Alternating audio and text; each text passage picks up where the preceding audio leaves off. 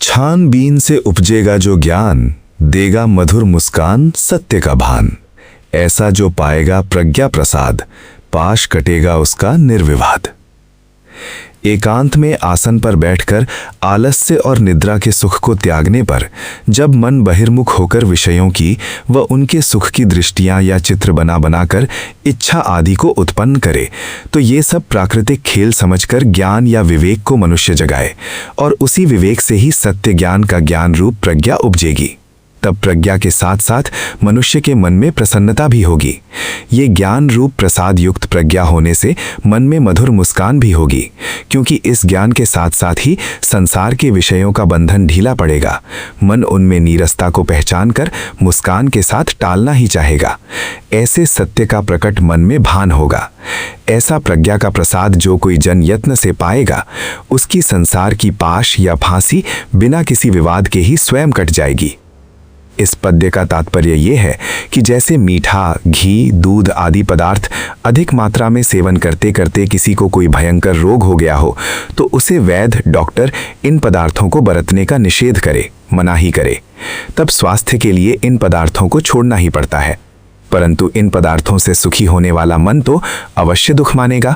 हालांकि रोगी को भी पता है कि मेरे रोग का ये सब मीठा आदि पदार्थ ही कारण है, परंतु वो ज्ञान उसे इनसे मुक्त नहीं कर सकता। रोग के दुख के भय से इन्हें टालना भले पड़े, परंतु इन पदार्थों से अभी मुक्ति न होगी। यदि यही रोगी मनुष्य ध्यान में बैठकर आसन पर अपने पुराने इस मीठे आदि के सुख का ध्यान करके फिर अपनी रोग की अवस्था को मन की दृष्टि के सामने रखे, तो भी आदत वाला मन मीठा आदि पदार्थों में सुख मानने वाला उन्हीं की सुख देने वाली दृष्टि बनाएगा। उनके सुख बिना जीवन सुखी होने में संशय करेगा। इच्छा या काम भी उन्हीं का होने पर और फिर वो पूरा न होकर अधूरा रहने पर क्रोधी या चिड़ युक्त भी मन होगा और जीवन को नीरस या भार रूप भी समझेगा। यद्यपि वैद्य द्वारा उसे ज्ञान है कि ये सब रोगी के शत्रु हैं, परंतु उसे अभी सब शत्रु नहीं दिखे।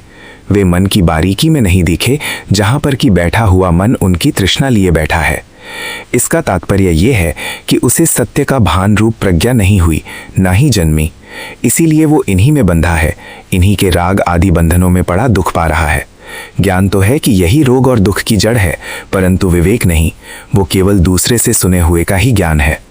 यदि वही रोगी मनुष्य स्वयं एकांत में बैठकर अपनी सारी स्थिति को और रोग की अवस्था को जागते मन के सामने एकांत में लाए, तो उसे उन पदार्थों के सुख और वर्तमान में होने वाले रोग के दुख का अंतर स्वयं झलकने लगेगा। यद्यपि उनमें सुख मानने वाला मन सत्य की स्थिति को सामने लाने भी नहीं देगा।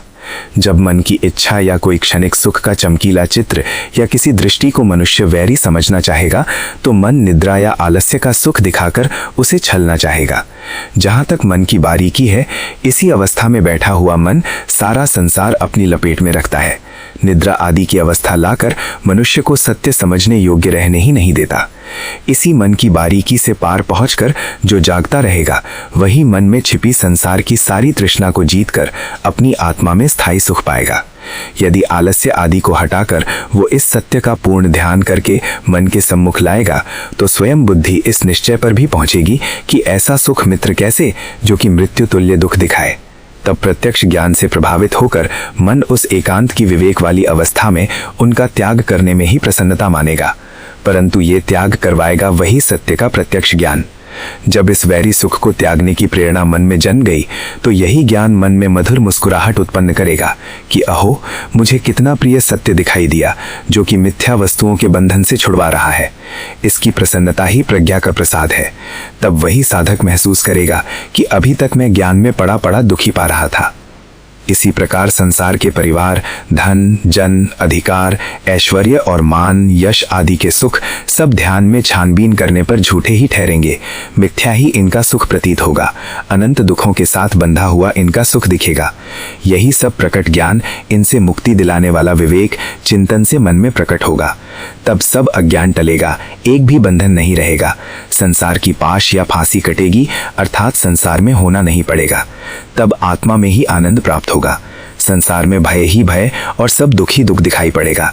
यही संक्षेप से प्रज्ञा प्रसाद का तात्पर्य या अर्थ बतलाया गया है। यही प्रज्ञा का प्रसाद मुस्कुराती भगवान कृष्ण की मूर्ति रूप से ज्ञानी भक्तों को दर्शन देता है।